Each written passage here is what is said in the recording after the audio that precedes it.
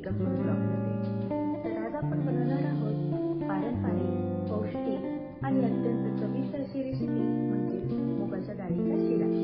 हा शिरा खास आहे कारण हा घरगुती चवीचा आहे, अगदी झटपट होणारा आहे आणि सगळ्यांना आवडणार आहे। त्यामुळे जास्त वेळ न घालवता सुरू करूया आपल्या टेस्टी रेसिपीला। मुगाच्या डाळीचा शिरा बनवण्यासाठी मी या ठिकाणी 1 कप मूग डाळ घेतलेली आहे आणि ती 2 ते 3 पाण्याने स्वच्छ धुवून घेतलेली आहे।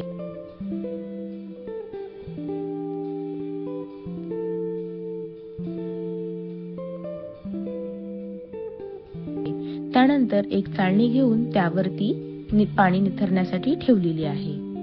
डाळीमधलं पाणी निथरेपर्यंत मी या ठिकाणी एक पातेलं घेतलेलं आहे आणि त्यामध्ये 2 कप दूध टाकलेलं आहे।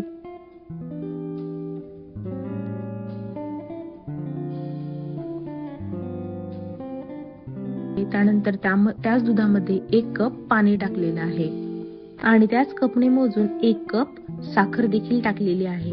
त्यानंतर त्यामध्ये टाकायचं आहे थोडंसं केशर आणि व्यवस्थित मिक्स करून हे दूध आपल्याला गॅसवर ठेवून द्यायचं आहे।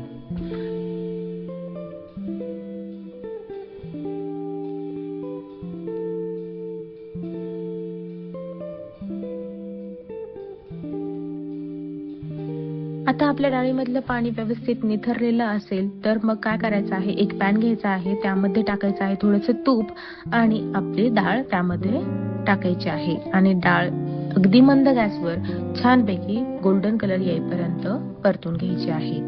परतवून झाल्यानंतर डाळ ही एका आपल्या ताटामध्ये काढून घ्यायची आहे आणि त्यानंतर थंड झाल्यावर ती मिक्सरच्या भांड्यातून फिरवून घ्यायची आहे। तर ती जाडसरच काढायची आहे, आपल्याला जास्त एकदम पीठ पण नाही करायचंय डाळीचं।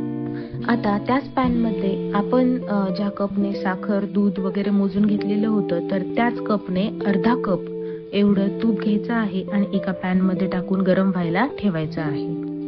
तूप गरम झाल्यानंतर त्यामध्ये आपल्याला टाकायचं आहे 2 चमचे बेसन। आता हे बेसन गुठळ्या होऊ न देता छान मिक्स करून घ्यायचं आहे, परतवून घ्यायचं आहे। बेसन पीठ चांगलं परतलं गेलं की त्यानंतर आपल्याला आपण बारीक करून घेतलेले जे डाळीचं पीठ आहे तर ते आपल्याला मुगाच्या डाळीचं पीठ यामध्ये टाकायचं आहे आणि हे मिश्रण व्यवस्थित मिक्स करून अगदी मंद गॅसवर हे परतत राहायचं आहे।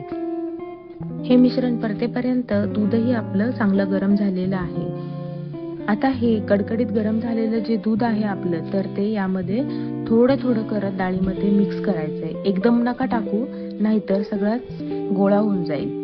आणि दूध टाकल्या एका विस्करने ते असं विस्क करून घ्यायचं म्हणजे गुठळ्या होणार नाहीत। असंच हळूहळू करत सगळं दूध त्यामध्ये टाकून द्यायचं आहे। नंतर एकदाच व्यवस्थित विस्करने मिक्स करून घ्यायचं आहे आणि त्यानंतर झाकण ठेवून आपल्या शिऱ्याला थोडंसं शिजण्यासाठी ठेवून द्यायचं आहे। आणि आता झाकण ठेवलं म्हणजे त्याच्याकडे बघायचंच नाही तर असं नाही, थोड्या वेळाने झाकण काढून बघतही राहा, नाही तर तो शिरा आपला लागूही शकतो खाली। आता यामध्ये वापरलेलं तुपाचं प्रमाण, साखरेचं प्रमाण हे एकदम परफेक्ट आहे, पण तुमच्या आवडीनुसार तुम्ही ते कमी जास्त देखील करू शकता। आता यानंतर यामध्ये आपल्याला टाकायचे आहे ड्राय फ्रुट्स आणि शेवटी टाकायची आहे वेलची पावडर आणि मिक्स करून घ्यायचं आहे व्यवस्थित। आता जसं जसं शिऱ्यातलं दूध थोडं कमी होत जाईल आणि शिरा थोडा घट्ट बनत जाईल तर तेव्हा समजायचं की आपला शिरा हा परफेक्टली रेडी होऊन तयार आहे। अगदी अचूक प्रमाणासह ही रेसिपी तुमच्याशी शेअर केलेली आहे आणि डाळही काय अगदीच खूप 4-5 तास भिजत घालायचंही काही टेन्शन नाहीये, फक्त अर्धा तास भिजत ठेवली तरीही आपला शिरा होऊ शकतो। त्यामुळे अगदी झटपट अशी रेसिपी आहे, तुम्ही नक्की ट्राय करा आणि रेसिपी कशी वाटली हे कमेंट बॉक्स मध्ये नक्की सांगा। व्हिडिओ आवडल्यास लाईक आणि शेअर करा आणि अशाच पारंपरिक चवदार रेसिपीसाठी माझ्या चॅनलला सबस्क्राईब करा। पुन्हा भेटूया एका अशाच नवीन व्हिडिओसह, तोपर्यंत एन्जॉय, बाय बाय।